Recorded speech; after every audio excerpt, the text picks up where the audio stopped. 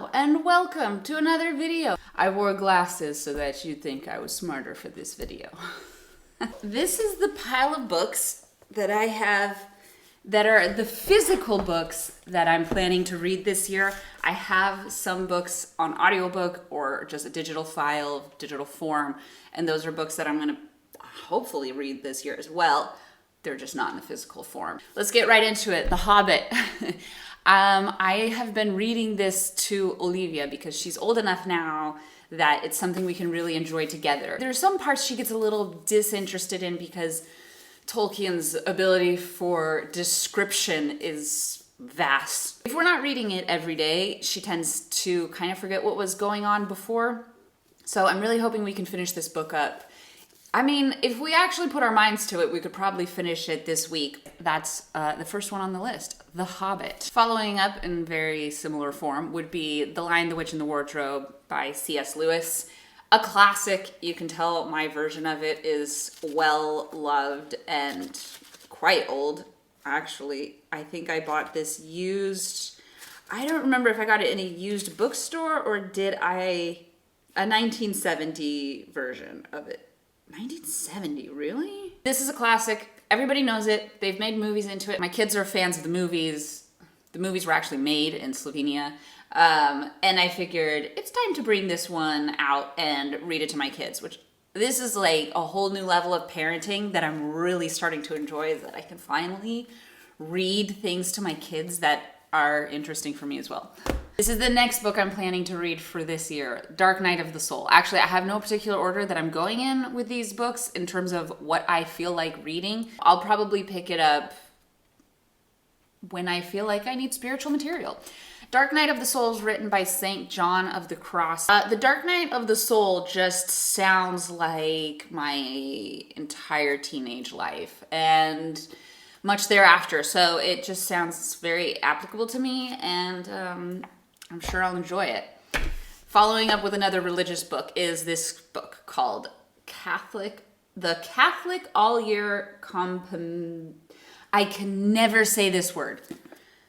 Compendium. Okay, Compendium. This is a book that I started reading last year. I ordered it last year, and I've just been kind of going through it. But it basically goes through all the rich traditions within the Catholic tradition and different feast days and how you can celebrate that with your kids and your family and what you can do for different holidays that have been traditions carried on through the ages. And just, it was something I really wanted to do or read to give me ideas of things to do with our kids and as a family. So that's another one. I'm enjoying it so far. Next book, Dr. Jordan Peterson's Beyond Order, 12 More Rules for Life. I read his first book and it was really challenging for me. It was like I couldn't sit down and read a couple of pages. I needed to be able to sit down and read for an hour, 2 hours at a time to not just get lost in it.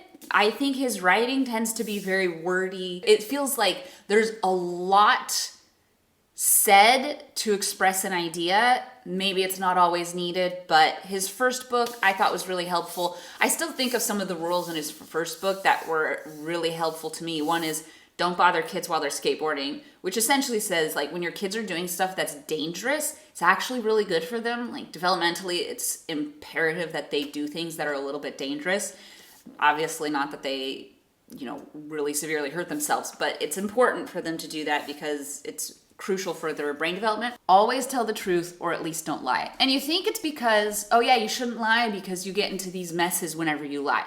Well, at least that's what I thought. But no, the problem with lying is that whether you intend to or not, your brain will start to believe the lies, and then your perception of the truth will become distorted, and that's a very bad thing. Which I agree with. Treat yourself like somebody that you take care of and that you love, because I certainly don't do that very often. I take care of everybody else's needs. I think that's kind of what moms do in general, is they just kind of care for everyone else until they are dead. It's what moms do. They just give constantly of themselves to everybody. And not many people take care of moms, so it's been really helpful for me to just kind of say, yeah, I need to take care of myself. Dr. Jordan Peterson is coming to Slovenia for a talk, I think in June or something, so hopefully I'll finish it before then. Okay, I am really enjoying this book. I'm actually reading a couple books at the same time simultaneously, which I never did before. And then I watched a video, which I'll link below. Hold on. There's something about being in a bookstore that makes you feel infinite. Max Joseph made a video or a film on YouTube about bookstores, and it's so good. I really recommend watching it. It was so enjoyable, and it really inspired me to start reading. One of the things I've always done is I've always believed I need to start with one book and then finish that before I start with other books. And in the film, he interviews somebody who says, don't do that, basically. Reading is all about having fun and enjoying it. And sometimes you need to have a couple books going at the same time because maybe today you feel like one kind of book and not another kind. And the next day you feel like something else. And if you're just pushing through books, it takes a lot of the joy away from it. So read a couple books at the same time. And I started doing that and I have really loved it. It's like it opened a whole new reading world for me. So right now, one of the books that I'm currently reading is this one, and I can't even tell you like how much I am enjoying this. Starting Point by Hayao Miyazaki. It's a collection of essays, interviews, and memoirs. So it's like a bunch of his writing, a bunch of his thoughts, a bunch of his contribution to animation and his life experience, and it's just a treasure. I don't think you have to be interested in animation to be interested in this. I do think if you're obsessed with Ghibli Studios, like I am, then it helps. He's just so fascinating. I find him such an interesting person. He's very brutally honest about what he doesn't like sometimes about other, let's say, for instance, Disney. And it's so cool because the things he doesn't like, the way he describes it, I go, that's exactly how I feel. He's nailing it on the head, the things that I don't like, but I haven't been able to put into words as to why I don't like them. He does that exceptionally, and I'm really thoroughly loving this. It's such a good feeling read for me. I don't know. I'm really enjoying this. And then the second book to this is Turning Point. So we have Starting Point, Turning Point, basically his career. If I manage to get through this one this year, I will then hit up this one as well. Like I said, I don't think you need to be interested in animation. If you're a creative person, I think you'll enjoy these. Color and light. If you are an artist of any kind, I cannot recommend this book enough. This is another one that I'm currently reading. Here, this is the page I am at. Ta-da! If you're not familiar with James Gurney, you don't have to be an artist to enjoy his YouTube channel. He makes really great videos. They're bite-sized, they're not too long. He's a painter, an author, a creative, he's an inventor. He's a really wonderful kind of a person. And his channel, James Gurney, I'll also link it below. I think anybody and everybody can enjoy it. And this is his book, one of his books.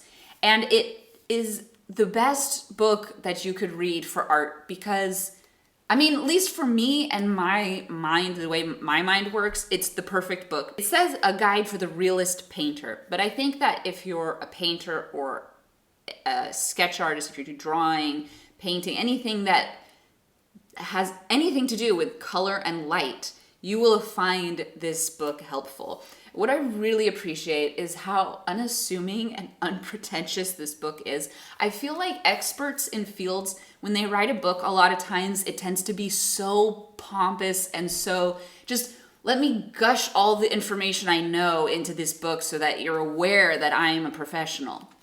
But James Gurney seems like such a humble person. Look, for instance, this is like a whole lesson on 2 pages, and he uses his own paintings so that he can tell you exactly what he was thinking. It's hard to tell you what another artist was thinking when they painted. And obviously he's a phenomenal artist, but he will be able in this small amount of space to break down, like this is like the most text you'll ever see on a page. And he's able to break down all of these concepts in a very easy to understand way. He says things concisely, he says them precisely. I really am enjoying this book, and it's been so helpful. Any artists out there, I highly recommend Color and Light. Okay, this is a book I just recently got. As you can see, it has been already quite loved. And you're gonna just, when I tell you this, you're gonna go, aww. I used to play guitar a long time ago. I bought myself a guitar when I was like, I think my first year of college. And when I moved here, I just couldn't take it with me. And my brother has it now. It was such a big deal though for me to buy a guitar. And so recently for our 10th wedding anniversary, Luke and I bought a guitar. It's like, I really love that idea. I think it's an heirloom that will last forever, hopefully. It'll last for a long time in our family. And one of my closest friends, who is incredible with the guitar, he's very experienced. His family is incredibly musically gifted. He recommended this book, and he said, this is the best book that you can get for learning the guitar. And when I tried to find it here, I couldn't find it anywhere. I could only find it on eBay in the US, and it would be shipped here for like, I don't know, $50 or something. I told him, you know what? I'll get it when I go to the US. So he got this for me, made all the notes in it, highlighted sections he knew was important, and sent it to me for a Christmas gift. He sent it, I think, December 18th, and it only got to me this last week. You know, so we're like midway through February now. Doesn't matter. I'm so happy to have it. I'm so excited to start going through it. I haven't gotten into it that much yet. Like I literally have just started to read the intro part. And it seems a lot like this book. It seems like this for guitar is what this is for artists, which is clear, concise lessons, easy to digest, enjoyable to read, and just very precise in what they tell you. It's one of those books I kind of just want to take my time with. I don't want to sit down and just rush through everything. I want to have a couple hours to just enjoy it. You know, some books you read quickly because you just can't stop, and some books you want to take your time with. And I think that's what this book is going to be. Okay, now for the digital books. I just finished The Fellowship of the Ring by JRR Tolkien, and everybody's familiar with this. When Fellowship of the Ring came out in theaters, I didn't go see it. But by the time that The Two Towers had come out, we had watched the Fellowship of the Ring, and we were really excited for The Two Towers, went to see The Two Towers, blown away, and then I went and got the books. The books were really difficult for me to read.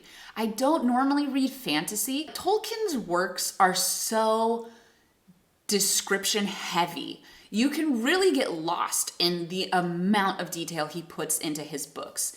And that's how I felt when I was reading them. It was just very difficult for me to get through the books. So I've always wanted to read them again. I've always wanted to pick them up and really go through them as an older adult now. And then a couple months ago, I saw that Andy Serkis, who played the character Gollum, he recorded the trilogy on audiobook. And I was so excited for this because anybody who listens to audiobooks, we all know that the narrator can make or break the whole book for you. So obviously Andy Serkis, one of the greatest actors, voice actors, character actors. I mean, he's just phenomenal, and he does such a good job reading the books.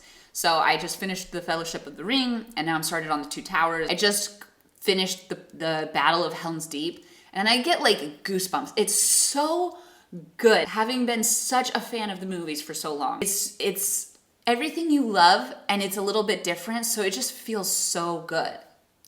I cannot describe how much I'm enjoying it. You know, I could listen to it at like double speed, but I'm listening to it at 1 1/4 because honestly, at 1 time speed, it feels so slow, it doesn't feel human. Once I get through all of them, I'm thinking I'm probably gonna go through them again, maybe at like 1 1/2 speed, or maybe not, because honestly, I listen to it while I'm doing the laundry, while I'm doing the dishes, while I'm cooking, and it's so enjoyable. I really, really enjoy it. I'm really like can't get enough of it. I'm loving it so much. So like I said, I finished Fellowship. I'm on The Two Towers. once I go through Return of the King, I feel like I'll just be too sad to stop. I'll just have to keep going.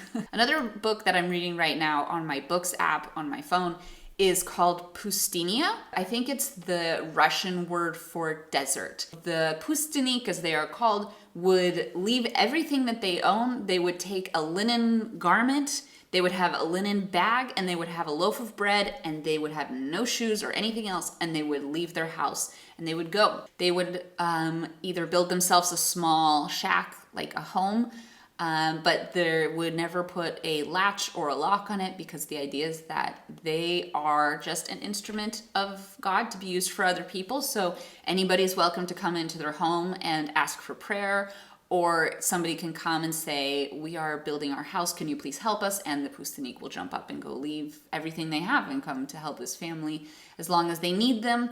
And they carry nothing with them. They fully rely on God for everything. I'm not very far into it, but it's just very interesting, the idea. There's one man in the book who was extremely wealthy and went to the bank to collect every cent he owned. And it was an entire truck full, and had it converted into like silver and gold, basically. And then went into the poorest parts of his city and gave it all away. Left to go find his Poustinia, which was like just to wander around. And it's kind of like you become a homeless person, and this is your way of giving yourself to God by giving yourself to people in need.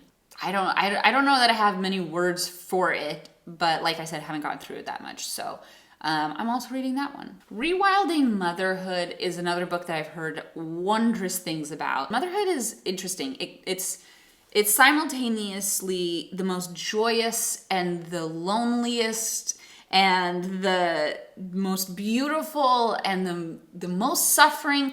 I mean, it's the highest of highs and the lowest of lows. It's all encompassed in motherhood. There's nothing as wonderful and beautiful as being a mother. There's nothing as difficult and trying as being a mother. I think it's a good idea to read at least one book a year that gives you new life in your motherhood journey. So I'm hoping that's going to be one of the books for me. A classic book that I've never read, but I think this is the year I plan to, is The Pickwick Papers by Charles Dickens. Charles Dickens is, everybody knows.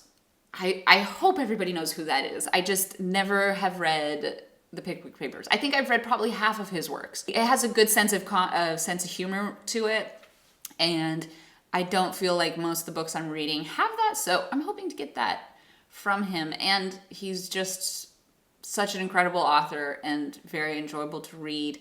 So yeah, that's another one on my hopeful for this year. And then finally, I'm planning to read and finish the Master and Commander series this year. I started this series, it's probably been like 3 or 4 years.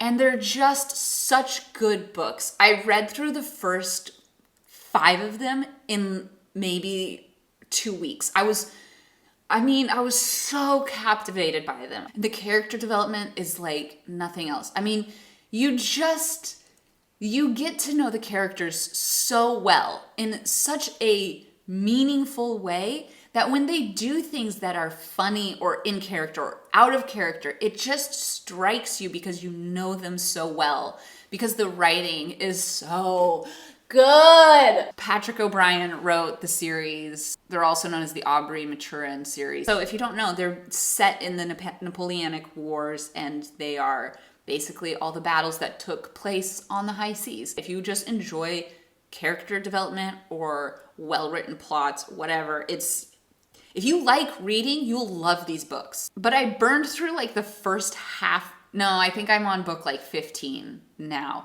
And I got almost scared and afraid to finish it, because if you're really connected to characters in a book, you'll know the feeling of when you finish a book, you have this mourning period where you feel like these people that you've known deeply and intimately have died. Like suddenly your book is over, and it's like this world you were living in is gone. And it's weird, but I don't know. I'm sure there are other people who experience this as well. So I think this is the year that I'm gonna just enjoy my way to the end of the series. And there's no reason why I can't pick them up and read them again. I'm reading them on the Kindle, which is great because as soon as I finish one book, I have the next book there. It's funny, there's not many people that you can share it with because not many people will go through 22 books in a series.